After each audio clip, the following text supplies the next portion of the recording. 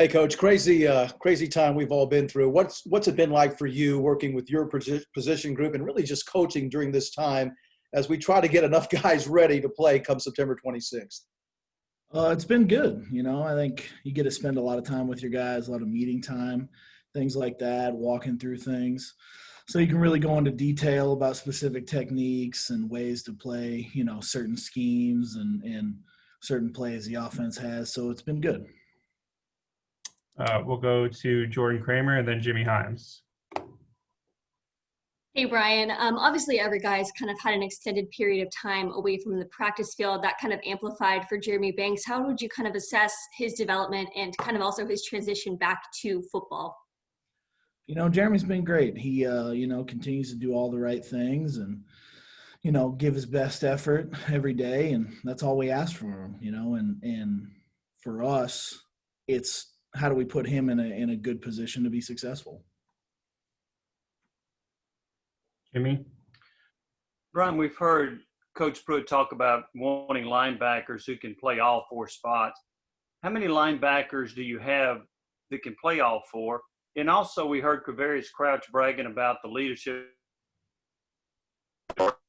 leading the other linebackers in his group. Well, I lost you a little bit on the end there, Jimmy. I don't know if kind of internet you got.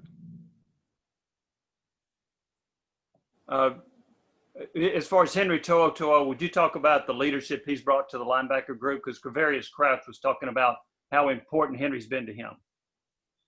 Henry is a really good leader. I think when he came out of high school, he led by example, and I think he's really embraced the role of, bringing other guys along as well. As in terms of our linebacker group, we're a versatile group, that can do a lot of different things. So it's been nice. You've been able to put people in different positions, which is awesome.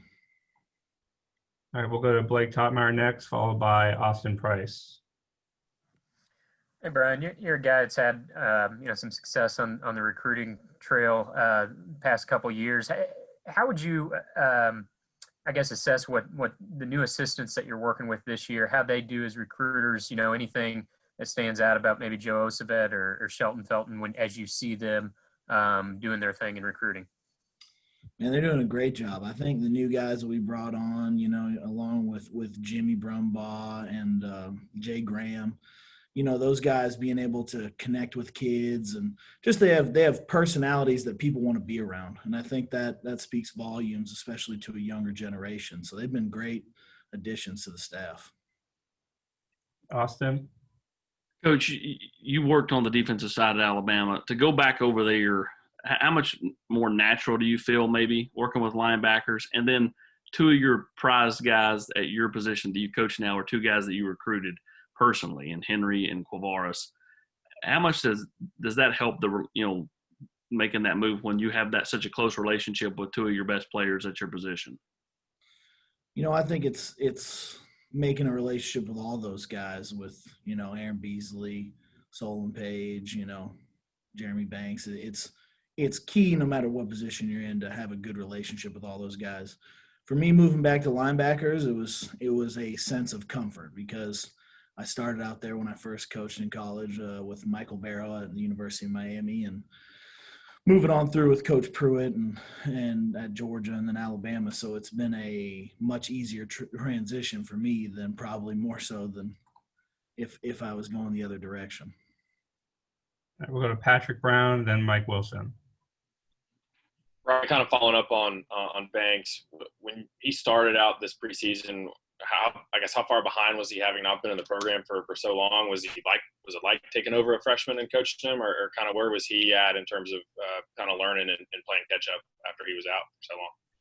Jeremy's an instinctive guy, so and he's a smart guy. So I wouldn't say that we were behind the eight ball in terms of anything schematically. I think he is just like the rest of the guys. We're just trying to get better each day and maximize his potential and ability on the field at all times. Mike? Yeah, BrianQ yesterday talked about just learning the concepts and not just having to kind of memorize what's going on anymore now that he's on the inside. How have you seen him adjust to that move and really come to grasp with what he's got to do as an inside linebacker? He's adjusted well. All right, we'll go to David Ubben and then Matthew Ray. Brian, what are the biggest factors that are going to decide who you see on the field most often next to Henry at that other inside linebacker spot? I mean, it's open competition at all times, David. For Henry, for everybody. Doesn't matter if you're the Mike, Will, Money, or Mac. I mean, it's an open competition each day. So you talk about production, number one. You know, you talk about being accountable, doing all the right things on and off the field. That's what it's about. I mean, there's no specific attribute that you're going to say, well, if this guy is great at this, he's going to start, or this guy. It's an open competition every day. And I think that's the way you have the best program. So it's not so much individually a specific issue. It's, hey, this is what we have to do. This is how we're going to compete every day. And it brings the best out in everybody. Matthew? Brian, when the pandemic kind of set in and everything took a backseat to that, how did you kind of handle the recruiting trail, and what kind of challenge was that for you and trying to adapt and talk to guys in a different way? Well, I don't think you talk to people in a different way. I think you still have the same conversations with them. It's about personal connections and, you know, how you relate to them. Now, on the other part of it, you don't get to see them face to face. So how are you going to do campus tours without them being here? How are you going to show them the inner workings of the facility, the inner workings of the program, how you coach, you know, how do they feel you, you know, without being able to see you in person? That's tough. But I think Coach Pruitt put a big emphasis on it, on, you know, building relationships and us, you know, being around, you know, at least the building, right, when we're here now and talking to kids at all times. I don't think recruiting ever stops. And I think he's kind of the driving force of that car, you know, is he's always, you know, pushing us and continuing, you know, to make us recruit at all times. But it's the lifeblood of the program, so he understands that better than anybody. All right, next we'll go to Wes Rucker, followed by Rick Russo. Hey, Brian, I know that you're coaching the inside backers, but in general, when you're talking about, you know, being an outside backer versus being an inside backer, how much more sort of mentally taxing is it to play inside, if you think it is? I mean, they're both pretty tough. I think, you know, you're making more calls. You're more of a signal caller. Also, Wes, you got one hell of a setup back there, man. I'll just let you know. We're professionals here. I got that. So, no, I think for us just making calls, but it's hard with the outside backers as well. You know, I think they have to have a certain level of understanding, just even in coverage. I mean, some people think that it's more of a pass rushing position and playing on the edge and things, but they have to know so much in terms of alignment, you know, where the safeties are coming down, where their support is. So I would say, you know, they're both equally taxing. All right, Rick? I didn't have a question, Sean. I'm sorry. I took the hand down. My bad. Worries. We'll go to Austin Price and then back to Jimmy Himes.